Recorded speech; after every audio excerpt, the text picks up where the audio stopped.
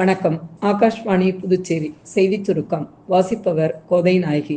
பிரதமர் திரு நரேந்திர மோடி நேற்று மிசோராம் தலைநகர் ஐஸ்வாலில் 9,000 கோடி ரூபாய்க்கும் அதிகமான மதிப்பிலான பல்வேறு வளர்ச்சி திட்டங்களை தொடக்கி வைத்து வேறு பல திட்டங்களுக்கு அடிக்கல் நாட்டினார். ஐஸ்வாலை இந்திய ரயில்வே நெட்வொர்க்குடன் இணைக்கும் பைராபி சாய்ரங் புதிய ரயில் பாதையையும் பிரதமர் திறந்து வைத்தார். ஹிந்தி திவாஸ் இன்று நாடு முழுவதும் கொண்டாடப்படுகிறது. குஜராத் மாநிலம் காந்தி நகரில் உள்ள மகாத்மா மந்திரில் அகில பாரதிய ராஜ் பாஷா சம்மேளனத்தை இன்று மத்திய உள்துறை அமைச்சர் திரு அமித்ஷா தொடக்கி வைக்கிறார்.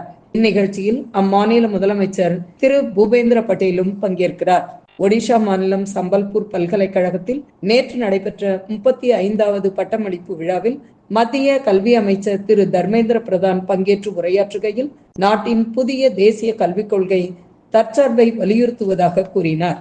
நாடு முழுவதும் உள்ள விவசாய நிபுணர்கள், விஞ்ஞானிகள் மற்றும் கொள்கை வகுப்பாளர்கள் பங்கேற்கும் 2 நாள் தேசிய விவசாய மாநாடு ரபி அபியான் 2025 நாளை புதுடெல்லியில் தொடங்க உள்ளது.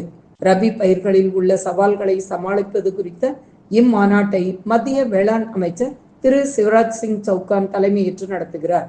புதுடெல்லியில் நேற்று நடைபெற்ற 4வது பாரத் தொழில் முனைவோர் உச்சி மாநாட்டில் டெல்லி தொழில்துறை, உணவு மற்றும் விநியோகத்துறை அமைச்சர் திரு மஞ்சிந்தர் சிங் சிர்சா பங்கேற்று நாட்டின் பொருளாதாரத்தை மேம்படுத்தும் வகையில் பணியாற்றிய பல்வேறு மாநிலங்களைச் சேர்ந்த சிறந்த தொழில் முனைவோருக்கு விருதுகளை வழங்கி பாராட்டினார். புதுச்சேரி மின்துறையில் காலியாக உள்ள 177 கட்டுமான உதவியாளர் பணியிடங்களுக்கு தகுதியானவர்கள் வரும் 22ஆம் தேதிக்குள் விண்ணப்பிக்கலாம் என்றும், கடந்த ஏப்ரல் மாதம் விண்ணப்பித்தவர்கள் மீண்டும் விண்ணப்பிக்க தேவையில்லை என்றும் அத்துறையின் செய்திக்குறிப்பில் தெரிவிக்கப்பட்டுள்ளது. இத்துடன் இந்த செய்திச் சுருக்கம் நிறைவு பெறுகிறது.